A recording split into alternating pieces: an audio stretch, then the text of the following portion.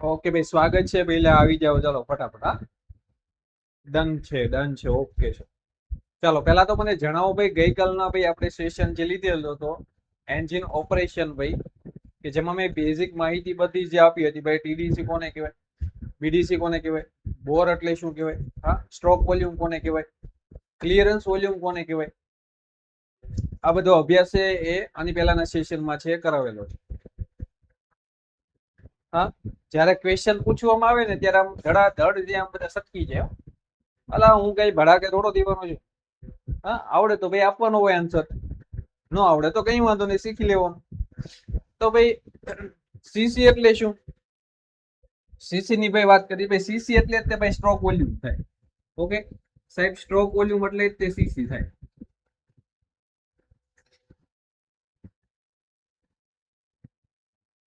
Okay, stroke volume એટલે જ તે સાહેબ છે સીસી થાય. ઓકે, સીસી નું છે ફૂલ ફોર્મ જોઈએ તો શું થાય ભાઈ? ક્યુબિક સેન્ટીમીટર થાય. શું થાય? Cubic centimetre. આજે ઘણી ખરી વાર તમે તમારા મિત્રોને સાંભળતી હશે, તો તમે પોતે પણ કહેતા હશો કે ભાઈ આટલા સીસી નું છે એ, હા, સ્ટ્રોક. ઓકે, સ્ટ્રોક વોલ્યુમ એટલે છે એ સીસી થાય. સરસ ભાઈ. ઓકે, સ્ટ્રોક વોલ્યુમ એટલે તે સીસી જાય, જેને ભાઈ આપણે ક્યુબિક સેન્ટીમીટર કહીએ છીએ. ક્યુબિક સેન્ટીમીટર એટલે શું થાય ભાઈ? સીએમ નો છે એ ક્યુબ. ઓકે, જેને ક્યુબિક સેન્ટીમીટર તરીકે છે આપણે ઓળખીએ છીએ. આ ઉપરાંત સ્ટ્રોક વોલ્યુમ કેના કહેવાય છે? તો છે એ ગયા સેશનમાં છે મેં તમને છે ભણાવેલું છે. હા, ફરી એકવાર છે એ આપણી પાસે જો પીડીએફ પડી હોય તો હું તમને છે એ દેખાવી દઉં.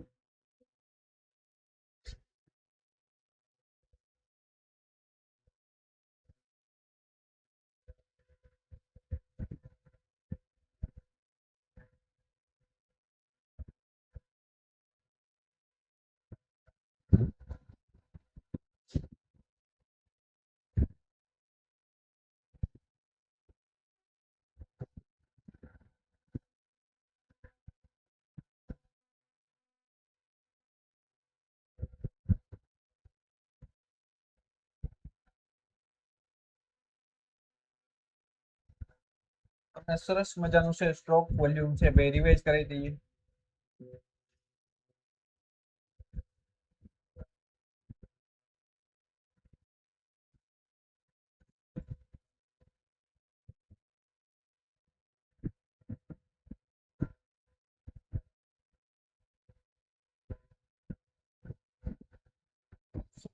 પીડીએફ છે,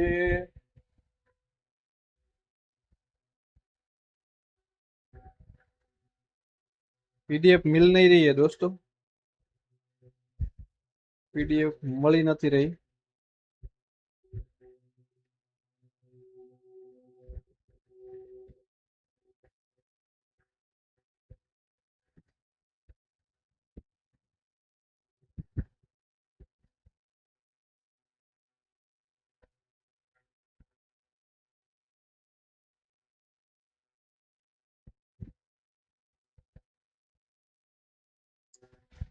કઈ વાંધો નહીં, ચાલો હું તમને એમ નામ જ સમજાવી દઉં ભાઈ. સ્ટ્રોક વોલ્યુમ કોને કહેવાય? તો મિત્રો,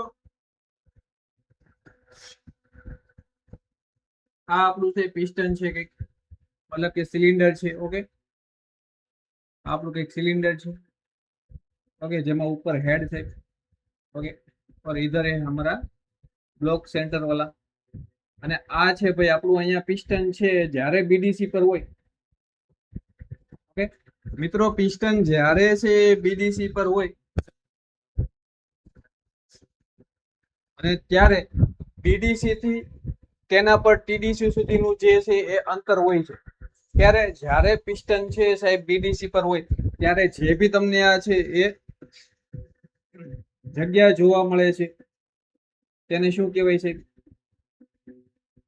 તેને શું કહેવાય? બસ તેને જ કહેવાય મિત્રો સ્ટ્રોક વોલ્યુમ. તેને જ કહેવાય સ્ટ્રોક વોલ્યુમ. સિમ્પલ છે ભાઈ, સમજાઈ ગયું? તેને જ કહેવાય સાહેબ સ્ટ્રોક વોલ્યુમ.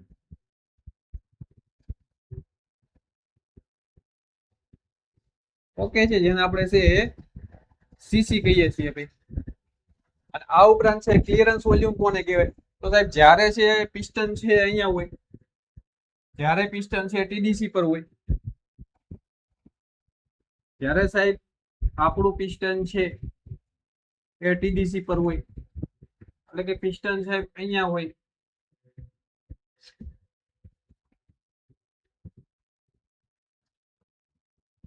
ઓકે, આ આપણું પિસ્ટન છે અહીંયા હોય, ત્યારે આની નીચેનો નહીં હોય, ખાસ ધ્યાન રાખો, ત્યારે તેની નીચેનો એરિયા નહીં, પરંતુ એ પણ છે ઉપરનો છે, એટલે કે ટીડીસી પરથી ઉપરનો જે એરિયા છે જેને આપણે કહીએ છીએ ભાઈ સિલિન્ડર હેડ, તો તેને શું કહેવાય કે આ જે એનો ઉપરનો એરિયા છે,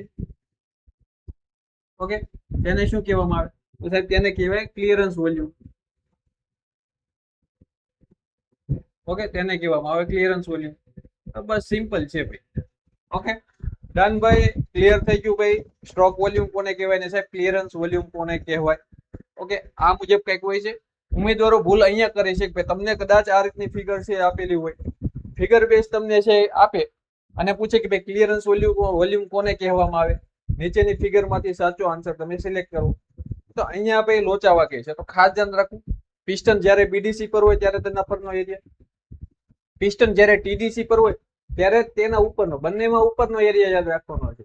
અમુક અહીંયા લોચા વાળ છે, નીચેનો યાદ રાખશે, અહીંયા ઉપર છે તો અહીંયા નીચે હશે, ના વાલા ભાઈ ના, હા લોચા વાગી જશે એક્ઝામમાં, ખાસ ધ્યાન રાખવું. ઓકે, તો સ્ટ્રોક વોલ્યુમ અને ક્લિયરન્સ વોલ્યુમ યાદ રાખી લેવું. ચાલો હવે આપણે પાછા આવી જઈએ આપણા ટોપિક પર. ઓકે, તો ભાઈ હવે આજે ભણીશું આપણે સાહેબ હોર્સ પાવર. સાહેબ હોર્સ પાવર કોને કહેવાય? હા મિત્રો, હોર્સ પાવર છે એક પ્રકારે તમે જો તો એ પાવર નો એકમ જ કહેવાય, પણ એ કોના માટે ઉપયોગમાં લેવાય સાહેબ? એ મશીન માટે ઉપયોગમાં લેવાય. ઓકે, મશીન માટે છે ઉપયોગમાં લેવાય. કોઈ પણ મશીન ની છે તમારી ઉર્જા છે, તેની ક્ષમતા છે કેટલી છે તે માપવા માટે છે કયા એકમનો ઉપયોગ લેવામાં આવે છે? હોર્સ પાવર છે એ ઉપયોગમાં લેવાય છે. તમે જોઈ શકો છો કે એન્જિન ની શક્તિ અથવા તો એન્જિન ની ઉર્જા માપવા માટેનો એકમ છે જેને હોર્સ પાવર કહેવામાં આવે છે. ઘણી ખરી વાર મિત્રો તમે જોયું હશે સાહેબ હોર્સ પાવર એટલે, એક હોર્સ પાવર એટલે છે એ 735.5 વોટ, આવું તમે કંઈક જોયું હશે. તો એ છે ને એ શું છે ખબર? એ મેટ્રિક સિસ્ટમ પ્રમાણે છે એ એક હોર્સ પાવર ની કિંમત છે. ઓકે, મેટ્રિક સિસ્ટમ પ્રમાણે જો તમને એક્ઝામમાં જોવા મળે તો ખાસ ધ્યાન રાખવું. ઓકે, આને મેટ્રિક સિસ્ટમ પ્રમાણે કહેવાય. 1 HP, 1 હોર્સ પાવર એટલે કેટલા થાય? 735.5 વોટ. ઓકે ભાઈ, ખાસ યાદ રાખજો. અને જો તમને છે હજી એક જોવા મળશે સાહેબ 747.7 વોટ, આ પણ તમને જોવા મળે. તો એને છે એ બ્રિટિશ પદ્ધતિ પ્રમાણે કહેવામાં આવે છે. બ્રિટિશ પદ્ધતિ પ્રમાણે એની કિંમત છે. તો ત્યારે 1 હોર્સ પાવર એટલે શું થાય? તો ત્યારે છે ભાઈ 1 horse power is equal to છે એ તમને 747.7 જોવા મળશે. ખાસ યાદ રાખવું. ઓકે, આ છે એ બ્રિટિશ પદ્ધતિ પ્રમાણે, આ મેટ્રિક પદ્ધતિ પ્રમાણે. અથવા તો તમને છે ભાઈ ઉપર મેન્શન કરેલું હોય કે ભાઈ મેટ્રિક પદ્ધતિ પ્રમાણે 1 હોર્સ પાવર એટલે કેટલા થાય, તો તમારે જોઈ લેવું ભાઈ તો કેટલા થશે 735.5, અને બ્રિટિશ પદ્ધતિ પ્રમાણે પૂછે તો એ તમારે જોઈ લેવું. ચાલો અહીંયા સુધી ક્લિયર ભાઈ? ડન છે બધા જ ઉમેદવારોને?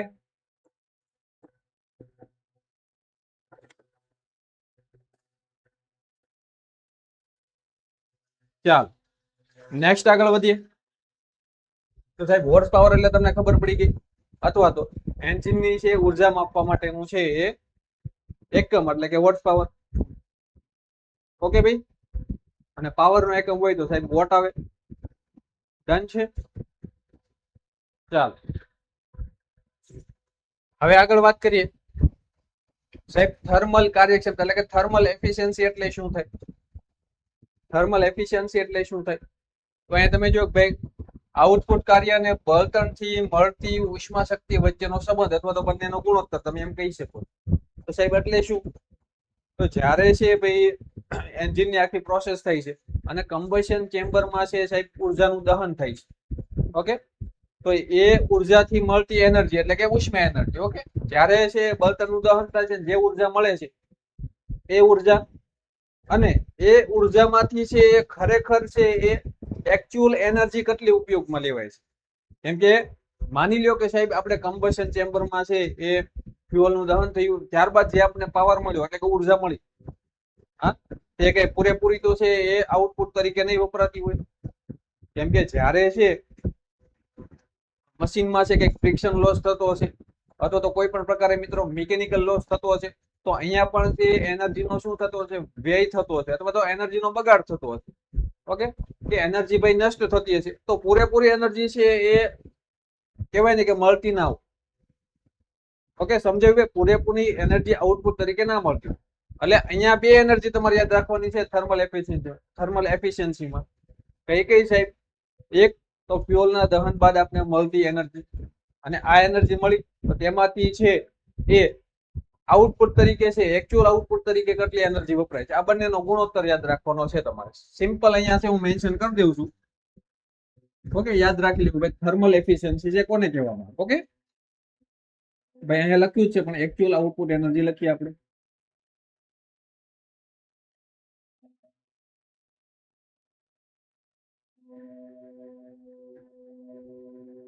ડન છે. અને ભાઈ ઉષ્મા ઉર્જા, તો આ બંનેના ગુણોત્તર છે. આવું તમને એક્ઝામમાં જોવા મળે, ખાસ યાદ રાખો.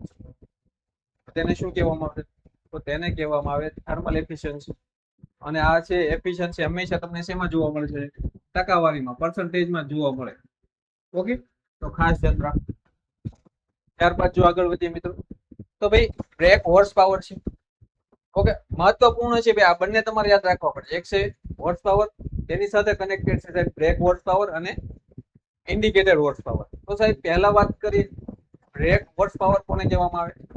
હા, તો જે મેં આગળ તમને વાત કરીને એનું એ છે, પણ સિમ્પલ સમજો તમે કે જ્યારે ભાઈ ફ્યુઅલનું દહન થાય છે અને ત્યારબાદ છે આપણને જે ઉર્જા મળે છે, ઓકે, ત્યારબાદ જે આપણે ઉર્જા મળે છે, ત્યારે મેં પછી તમને આગળ વાત કરી કે સાહેબ એ પૂરેપૂરી ઉર્જા છે એ આઉટપુટ તરીકે નહીં મળે.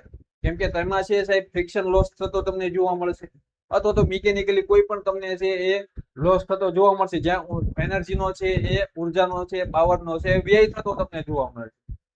ઓકે, તો આ વ્યય થયા બાદ છે જે બી એનર્જી આપણને મળે છે, હા, જે બી છે એ એનર્જી આપણને મળે છે, એ એનર્જી ક્યાં મળે છે સાહેબ? એનર્જી આપણે છે એ એન્જિનના ફ્લાયવ્હીલ પર મળે અથવા તો ક્રેન્કશાફ્ટ પર મળતી તમને જોવા મળે. તો તેને શું કહેવામાં આવે છે? તેને બ્રેક હોર્સ પાવર કહેવામાં આવે છે. સિમ્પલ તમારે યાદ રાખવાનું છે ભાઈ, વ્યય થઈ મતલબ એનર્જીનો બગાડ થઈ ગયો. ઓકે, ત્યારબાદ જે એકચ્યુઅલ એનર્જી મળે આપણને, અને તે એનર્જી છે ફ્લાયવ્હીલ ઉપર તમને જોવા મળે અને ક્રેન્કશાફ્ટ પર જોવા મળે. ઓકે, આ ઓલરેડી આપણે બંને ભણાવી દીધેલું છે, એટલે તમને ખ્યાલ હોવો જોઈએ કે સાહેબ ફ્લાયવ્હીલ કોને કહેવામાં આવે અને ક્રેન્કશાફ્ટ કોને કહેવામાં આવે. તો આ બંને પર જે તમને છે એ એનર્જી જોવા મળે તેને શું કહેવામાં આવે છે? બ્રેક હોર્સ પાવર કહેવામાં આવે છે. આનું એક સરસ મજાનું ભાઈ સૂત્ર છે, brake horse power is equal to છે 2π/Nt, જ્યાં n છે ક્રેન્કશાફ્ટની આરપીએમ. ઓકે, એટલે કે ક્રેન્કશાફ્ટ છે તેની સ્પીડ છે આરપીએમ માં આવે છે. અને ત્યારબાદ ટોર્ક ની વાત કરીશું. ઓકે, તો ટોર્ક છે મળતો ટોર્ક આપણે ટોર્ક છે બળ શેમાં મળે છે? બળ છે ન્યૂટનમાં આવે અને અંતર છે એ મીટરમાં, નાનામાં નાનું મીટર. ઓકે, તો ભાઈ ટોર્ક આપણે છે એ ન્યૂટન પ્રતિ મીટરમાં છે મળતો જોવા મળે. તો એક સિમ્પલ તમારે સૂત્ર યાદ રાખવાનું છે, બ્રેક હોર્સ પાવર છે એ શોધવા માટેનું સૂત્ર છે BHP is equal two 2π/Nt છેદમાં છે એ 4500. ડન છે ભાઈ, આ યાદ તમારે રાખી લેવાનું છે. જ્યાં તમને ખ્યાલ હોવો જોઈએ કે n એટલે શું થાય? તો ક્રેન્કશાફ્ટ થાય, જેની સ્પીડ થાય, ઓકે, અથવા તો છે એટલે રોટેશન થાય, અને નીચે છે ભાઈ ટોર્ક. ડન છે ભાઈ, ખબર પડી ગઈ. તો એનર્જીનો વ્યય થયા બાદ મળેલી છે આપણને ઉર્જા, તો એ ક્યાં મળે છે? એ તમને છે ફ્લાયવ્હીલ અથવા તો ક્રેન્કશાફ્ટ પર મળતી જોવા મળે, જેને બ્રેક હોર્સ પાવર કહેવામાં આવે છે. ત્યારબાદ જોઈએ છે ઇન્ડિકેટેડ હોર્સ પાવર. આ એકદમ સરળ છે. ઇન્ડિકેટેડ હોર્સ પાવર એટલે સિમ્પલ તમારે યાદ રાખવાનું સાહેબ, સિલિન્ડરની અંદર છે મળતી ઉર્જા. ઓકે, સિલિન્ડરની અંદર મળતી ઉર્જા જેને આપણે કહીએ છીએ ભાઈ ઇન્ડિકેટેડ હોર્સ પાવર. અથવા તો તમને છે પિસ્ટન પર મળતી એનર્જી. તમને ઘણી ખરી વાર છે એક્ઝામમાં જોવા મળશે કે ભાઈ પિસ્ટન પર જે બી ઉર્જા તમને જોવા મળે છે તેને કઈ ઉર્જા કહેવામાં આવે છે? તો IHP યાદ રાખવાનું, ઇન્ડિકેટેડ હોર્સ પાવર યાદ રાખવાનું. ભાઈ શું યાદ રાખવાનું? અહીંયા મેન્શન જ કરી દઉં ભાઈ, પિસ્ટન પર મળતી ઉર્જા. સાહેબ કેમ પિસ્ટન પર મળતી ઉર્જા? કેમ કે મિત્રો પિસ્ટન છે ક્યાં હોય? સિલિન્ડર ની અંદર. જ્યારે છે કમ્પ્રેશન ચેમ્બરમાં છે ફ્યુઅલ નું દહન થાય, જે બી ઉર્જા છે મળે છે, આનું બધું છે કમ્પ્રેશન દબાણ છે કોના ઉપર આવે સાહેબ? પિસ્ટન પર આવે. ડન છે ભાઈ? આ બધું ભણાયેલું છે એટલે ભાઈ હવે તમને થોડું ઈઝી લાગવું જોઈએ. તો સાહેબ એ બધું જ છે કમ્પ્રેશન એનું દબાણ છે પિસ્ટન પર આવશે એટલે એ એનર્જી આપણે ઇન્ડિકેટેડ એનર્જી ક્યાં મળે છે? આઈએચપી ક્યાં તમને જોવા મળશે? પિસ્ટન પર અથવા તો સિલિન્ડર ની અંદર. આનું પણ એક સરસ મજાનું જે ભાઈ સૂત્ર છે, જ્યાં છે એ પીએમ ગુણ્યા એલ. એલ એટલે કે ભાઈ આપણે સ્ટ્રોક લંબાઈ થાય. ઓકે. અને જે પીએમ ની વાત કરી કે જે સરેરાશ અસરકારક દબાણ એટલે કે જે કમ્પ્રેશન પેદા થશે, ફ્યુઅલ છે એનું દહન થયા બાદ જે આપણે ઉર્જા મળે જે કમ્પ્રેસ થાય છે, જેને પીએમ તરીકે છે ભાઈ દર્શાવવામાં આવે છે. ત્યારબાદ એલ છે સ્ટ્રોક લંબાઈ. ટીડીસી થી ટીડીસી સુધીની જે ડિસ્ટન્સ હોય તેને સ્ટ્રોક લંબાઈ કહેવામાં આવે છે, જે એલ વડે દર્શાવવામાં આવે. ત્યારબાદ પિસ્ટન નું ક્ષેત્રફળ, એ મેં વાત કરી કે અંદરની છે ભાઈ ગોળાઈ, અંદરનો એરિયા કે જે ક્ષેત્રફળ થાય. ત્યારબાદ વાત કરીએ ભાઈ કે ભાઈ એન એટલે કે પ્રતિ મિનિટ પાવર સ્ટ્રોક, એટલે પ્રતિ મિનિટે થતો પાવર સ્ટ્રોક સિલિન્ડર.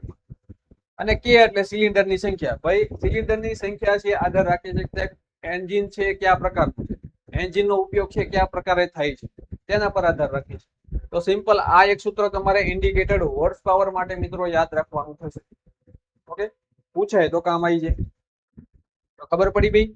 સિમ્પલ થઈ ગયું ભાઈ હોર્સ પાવર. ત્યારબાદ વાત કરી સાહેબ આપણે થર્મલ એફિશિયન્સી. ત્યારબાદ વાત કરી સાહેબ IHP indicated horse power, sorry brake horse power, ને ત્યારબાદ છે એ ઇન્ડિકેટેડ હોર્સ પાવર. ડન છે ભાઈ? અહીંયા સુધી ક્લિયર?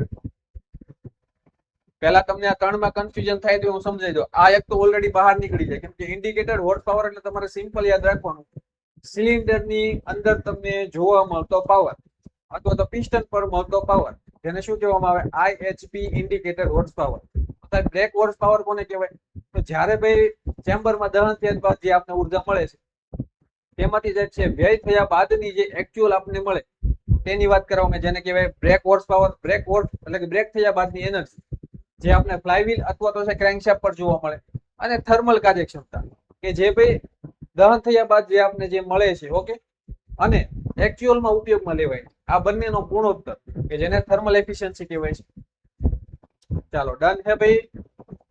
ક્લિયર હે? ઓકે છે? અહીંયા સુધી બધા જ ઉમેદવારોને છે ઓકે છે. હવે નેક્સ્ટ આગળ વધીએ ભાઈ. અહીંયા સરસ મજાના ભાઈ એનું એ મેં તમને સમજાવ્યું એ જ છે, બીજું કંઈ પણ છે નહીં. ડન છે ભાઈ? નેક્સ્ટ આગળ વધીએ. હવે છે સાહેબ ફ્રિક્શન હોર્સ પાવર છે. ઓકે. હવે આગળના તમે છે જો સરસ રીતે છે સમજી જશો ભાઈ ઇન્ડિકેટેડ હોર્સ પાવર અને બ્રેક હોર્સ પાવર, તો તમને ખબર પડી જશે સાહેબ ફ્રિક્શન હોર્સ પાવર એટલે શું.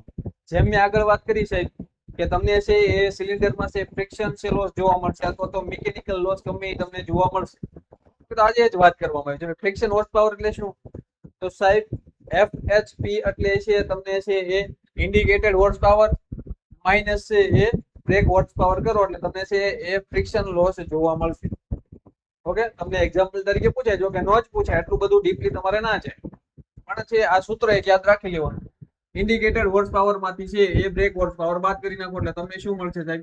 ફ્રિક્શન હોર્સ પાવર મળશે. એટલે કે ભાઈ એન્જિનમાં ઘર્ષણને કારણે અથવા તો મિકેનિકલ કોઈ બી પ્રોસેસને કારણે જે બી લોસીસ થાય છે, ઉર્જાનો વ્યય થાય છે, એ ઉર્જા તમને છે ફ્રિક્શન પાવર તરીકે જોવા મળશે. ઓકે. ડન છે ભાઈ? હા સરજી. Okay okay.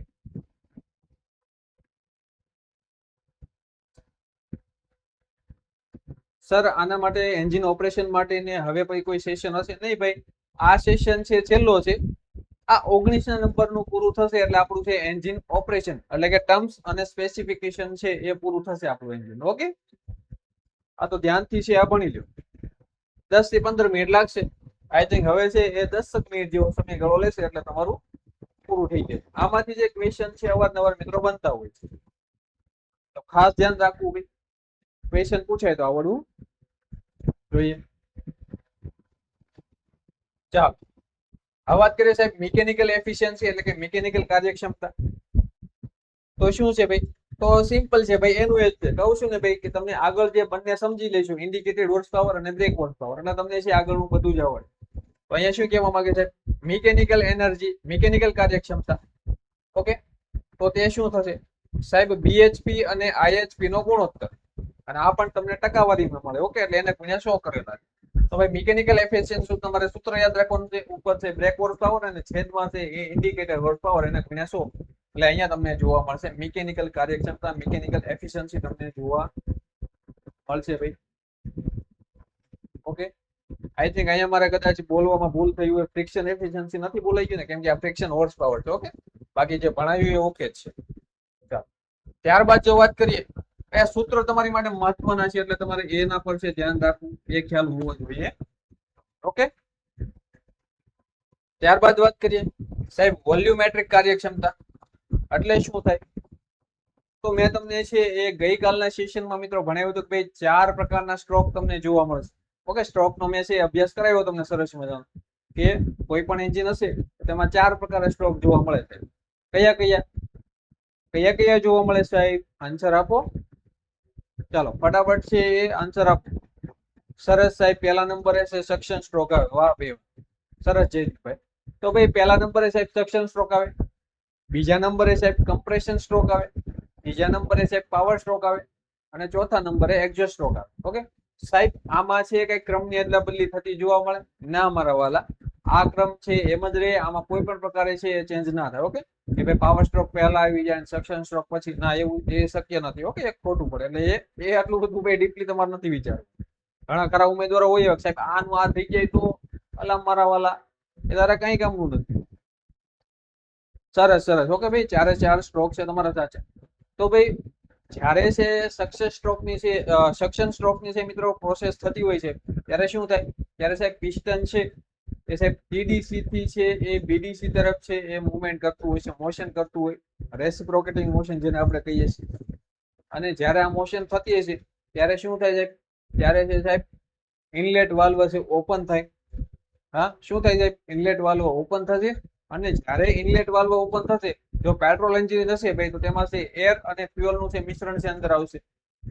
ઓકે, તો જે આ હવા અંદર આવી, એ હવા અને સિલિન્ડર છે તેનું કદ, આ બંનેના ગુણોત્તરને શું કહેવાય? આ બંનેના ગુણોત્તર સાહેબ વોલ્યુમેટ્રિક કાર્યક્ષમતા કહેવાય. તમારે સિમ્પલ તમને વોલ્યુમેટ્રિક આવે એટલે તમારે હવા અથવા તો એર યાદ રાખવાનું છે, એટલે તમને ખબર પડી જશે. તો કયો કયો ગુણોત્તર સાહેબ? તો સિલિન્ડરમાં ભરાતી હવા. ઓકે, તો ભાઈ હવા અને સાહેબ સિલિન્ડર નું કદ,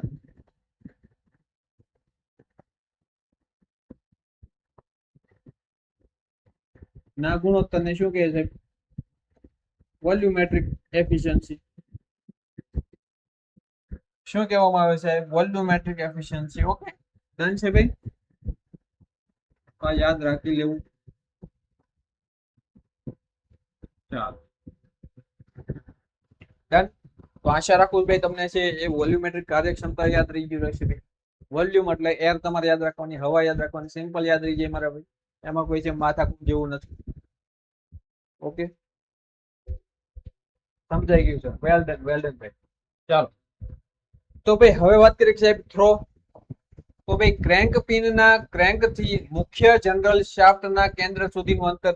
તો ભાઈ જનરલ છે આઈ થિંક સવારનું સેશન લીધું ત્યારે મેં તમને સમજાવ્યું કે સાહેબ ક્રેન્ક શાફ્ટ હોય અથવા તો શાફ્ટ છે, તેનો જે બી ભાગ છે એ બેરિંગ સાથે છે એ ફરતો તમને જોવા મળશે. ઓકે, નો ડાઉટ ભાઈ, બેરિંગ તો ભાઈ સ્થિર હશે, પરંતુ બેરિંગ સાથે જોડાયેલો હશે ને ફરતો હશે, તો તેને કહેવાય જનરલ. ઓકે, અથવા તો તમે શાફ્ટ પણ યાદ રાખી શકો છો.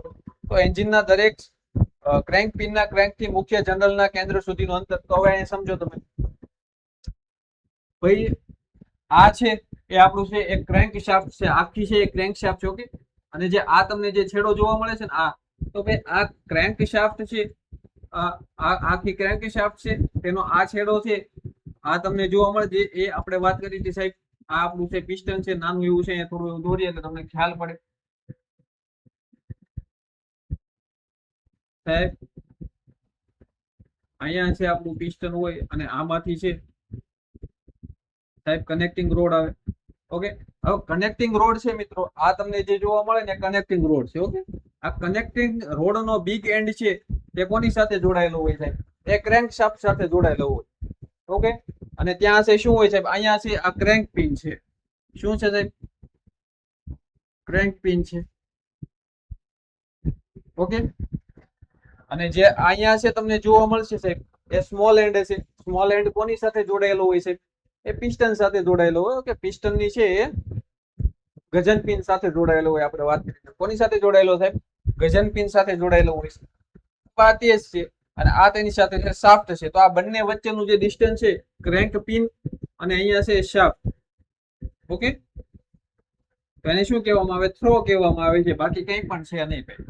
એટલે થ્રો એટલે શું તમને બેઝિક છે ખબર હોવી જોઈએ કે સાહેબ ક્રેન્ક પિન અને શાફ્ટ આ બંનેનું ડિસ્ટન્સ અથવા તો લંબાઈ તમે કહી શકો છો, બરોબર? તો તેને થ્રો કહેવામાં આવે છે ભાઈ. અહીં લખેલું ક્રેન્ક પિનના કેન્દ્રથી છે મુખ્ય જનરલના કેન્દ્ર સુધીનું અંતર, એટલે કે બંનેના કેન્દ્ર. ઓકે, આ બંનેનું તમે જુઓ છો ભાઈ, બંનેના કેન્દ્રની વાત કરવામાં આવી છે. અહીંયા પણ તમે જુઓ કે શાફ્ટનું છે કેન્દ્ર છે.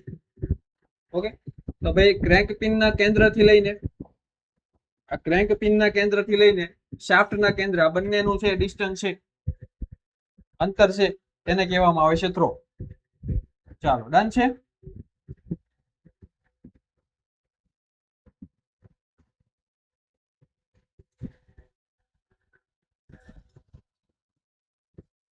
નેક્સ્ટ આગળ વધીએ તો સાહેબ ફાયરિંગ ઓર્ડર. ફાયરિંગ ઓર્ડર છે કોને કહેવામાં આવે? તો એન્જિનના દરેક સિલિન્ડરમાં પાવર સ્ટ્રોક થવાનો ક્રમ. આપણે પાવર સ્ટ્રોક ભણ્યા સાહેબ. પાવર સ્ટ્રોક છે તમને ત્રીજા નંબરે જોવા મળે ભાઈ સાહેબ. સૌથી પહેલા સેક્શન સ્ટ્રોક આવે, ત્યારબાદ છે સાહેબ કમ્પ્રેશન સ્ટ્રોક આવે, ત્યારબાદ પાવર સ્ટ્રોક આવે. પાવર સ્ટ્રોક આવે ત્યારે સાહેબ છે એ કમ્બશન ચેમ્બરમાં છે નોટ તો વિસ્ફોટ થાય અને એનર્જી બધી છે એ શું થાય? એ ઉર્જા બધી પિસ્ટન પર આવે, પિસ્ટન પર છે દબાણ લાવે. એ આખું મેં તમને સમજાવ્યું હતું. તો બસ એની વાત કરવામાં આવી છે કે ભાઈ એન્જિનના દરેક સિલિન્ડરમાં પાવર સ્ટ્રોક થવાનો ક્રમ. હવે અહીંયા તમે સમજો ભાઈ આ ફાયરિંગ ઓર્ડર છે, બરાબર? તો ભાઈ આમાં તમે જુઓ ને તો 1 3 4 2. હવે ઘણા ખરા ઉમેદવારો એ રીતે સમજી હશે કે સાહેબ આ શું ભાઈ આપણા જે સ્ટ્રોક હતા સાહેબ આ છે એ સક્શન સ્ટ્રોક, ત્યારબાદ આ ત્રીજા નંબરે પાવર સ્ટ્રોક આવી ગયો, ત્યારબાદ છે સાહેબ ચોથું નંબર એક્ઝોસ્ટ સ્ટ્રોક અને ત્યારબાદ છે 2 નંબર ઉપર છે કમ્પ્રેશન સ્ટ્રોક. ના ભાઈ ના, આ સ્ટ્રોકનો ક્રમ નથી. આ શું છે? ફાયરિંગ ઓર્ડર છે. તમારે જ્યારે ફાયરિંગ ઓર્ડર આવે ત્યારે એક જ વસ્તુ, એક જ સ્ટ્રોક યાદ રાખવાનો છે ભાઈ. કયો? પાવર સ્ટ્રોક યાદ રાખવાનો. બીજા બધા સ્ટ્રોક ભૂલી જવાના. ફાયરિંગ ઓર્ડર આવે ત્યારે પાવર સ્ટ્રોક યાદ રાખવાનો.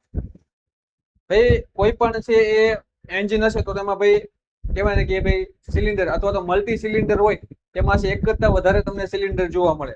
તો ભાઈ એક કરતા વધારે સિલિન્ડર હશે ને ત્યારે મિત્રો તમારા તેમાં છે પાવર સ્ટ્રોક અલગ અલગ સિલિન્ડર પર છે એ જોવા મળશે. એના ક્રમની વાત કરવામાં આવી છે ભાઈ.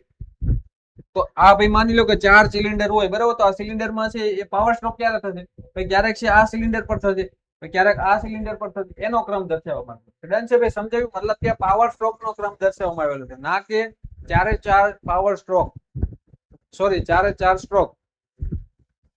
સમજાયું ભાઈ? સિમ્પલ યાદ રાખવાનું છે. જ્યારે બી છે એ સાહેબ ફાયરિંગ ઓર્ડર ની વાત કરવામાં આવે ત્યારે પાવર સ્ટ્રોક એક જ તમારે એની સાથે ભાઈ યાદ રાખવાનો છે. ઓકે, મગજમાં છે પાવર સ્ટ્રોક હોવો જોઈએ કે છે ફાયરિંગ ઓર્ડર એટલે પાવર સ્ટ્રોક ની વાત કરવામાં આવી છે અને એના ક્રમની વાત કરવામાં આવી છે.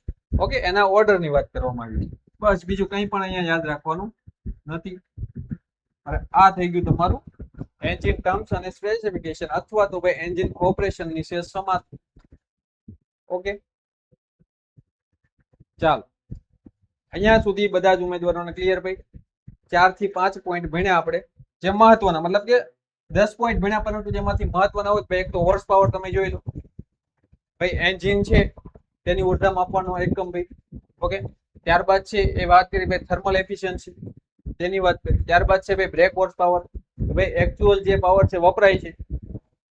ઓકે, બાદ થયા બાદ કે જે ભાઈ એનર્જીમાં વ્યય થઈ જાય છે, અમુક છે ભાઈ લોસીસ ને કારણે છે અમુક એનર્જીનો વ્યય થઈ જાય છે, તે બાદ જે એનર્જી મળે તેને બ્રેક હોર્સ પાવર કહેવાય છે. એનું સૂત્ર છે સાહેબ સરસ મજાનું. ત્યારબાદ છે સાહેબ ઇન્ડિકેટેડ હોર્સ પાવર. હા, કે ભાઈ સિલિન્ડર ની અંદર થતો અથવા તો સિલિન્ડર ની અંદર તમને જોવા મળતો છે એ પેદા થતો છે એ પાવર, અથવા તો તમે એમ પણ કહી શકો કે ભાઈ પિસ્ટન પર તમને જોવા મળતો પેદા થતો છે એ જનરેટ થતો પાવર, તેને શું કહેવામાં આવે છે? Indicated horse power. ઓકે, ત્યારબાદ જોઈએ તો સાહેબ ફ્રિક્શન હોર્સ પાવર, જે વાત કરી કે ભાઈ ફ્રિક્શન લોસીસ થાય તમને. ઓકે, ફ્રિક્શન લોસીસ થાય તો જે ફ્રિક્શન લોસ થાય છે કેટલો છે, અથવા તો ફ્રિક્શન લોસ છે ક્યારે તમને મળે, તો ભાઈ ઇન્ડિકેટેડ હોર્સ પાવર એને માઇનસ છે એ બ્રેક હોર્સ પાવર તમે કરો એટલે તમને શું જોવા મળે છે, ફ્રિક્શન હોર્સ પાવર જોવા મળશે. ડન છે ભાઈ. આ પણ તમને પર્સન્ટેજમાં જોવા મળે કે આ બધી વેલ્યુ છે પર્સન્ટેજમાં જ આવે. ત્યારબાદ વાત કરીએ ભાઈ મિકેનિકલ કાર્યક્ષમતા છે. ઓકે, મિકેનિકલ છે એ એફિશિયન્સી છે. તો ભાઈ બીએચપી અને indicated horse power, brake horse power indicated horse power નો ગુણોત્તર એટલે શું તમને જોવા મળે, મિકેનિકલ હોર્સ પાવર જોવા મળે. ત્યારબાદ વોલ્યુમેટ્રિક છે, તેમાં તમારે એર યાદ રાખવાની, ફાયરિંગ ઓર્ડર આવે તો તમારે છે એ પાવર યાદ રાખવાનો છે, અને થ્રો એટલે તમારે ક્રેન્ક પિન અને શાફ્ટ યાદ રાખવાનું. ઓકે, આ બંનેના કેન્દ્ર થી જે બી છે અંતર છે તેને કહેવામાં આવે છે. ચાલો અહીંયા સુધી ડન છે ભાઈ બધાને.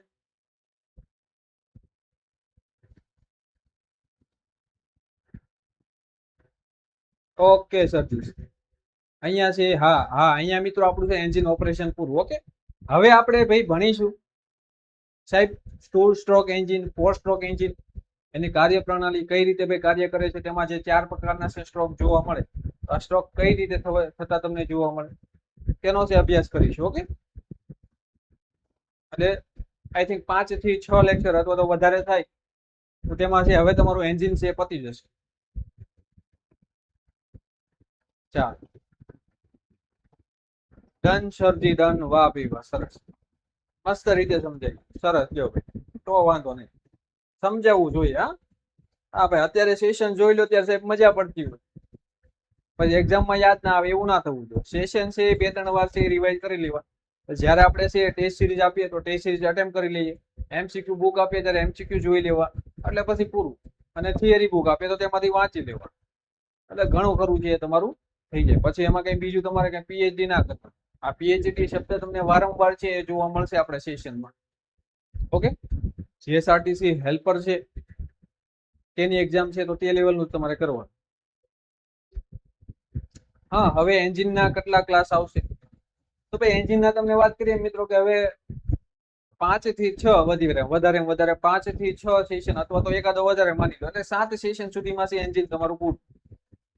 ઓકે, હા 7 સેશન જેવું થશે સાહેબ. બેઝિક ઇલેક્ટ્રિસિટી પૂરું, હા એ બેઝિક ઇલેક્ટ્રિસિટી પૂરું થઈ ગયું. ઓકે, તેમાં મને એવું લાગશે કે ભાઈ વધારે કોઈ કંઈક એડ કરાય જેવું છે, આપણે એડ કરાવી દઈશું 1 થી 2 સેશન. બાકી બેઝિક ઇલેક્ટ્રિસિટી પણ છે તમારું પૂરું થઈ ગયું.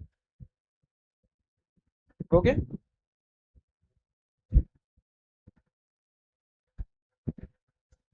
ચાલો ડન. હા ચાલો ભાઈ, હવે નેક્સ્ટ સેશન છે કાલે સવારે આપણે જોઈએ. ભાઈ કાલે સવારે છે એક સેશન રાખીશું, પણ કહેવાય ને કે ભાઈ નાનકડો એવો સેશન હશે, આપણે રાખીશું ભાઈ 7:50 આસપાસ રાખી દઈશું. 8:30 આસપાસ પૂરો કરી દઈશું. ઓકે, 7:50 આસપાસ સેશન રાખીશું, નાનકડું કોઈ સેશન રાખીશું, ફટાફટ છે પૂરો થઈ જાય. ઓકે ઓકે, સરસ. ચાલો હવે મિત્રો અહીંયા રાખીએ, મળ્યા નવા સેશનમાં. ઓકે ભાઈ, કઈ પણ ડાઉટ હોય તો તમે ક્વેરી હોય તો ક્વેશ્ચન કરી શકો છો. ને અહીંયા આપણે અહીંયા વધાવીએ ભાઈ સેશન ને, મળ્યા નવા સેશનમાં. ચાલો ઓકે ઓકે સર, ચાલો મળીએ નવા સેશનમાં. ઓકે મિત્રો, જય હિન્દ, જય ભારત.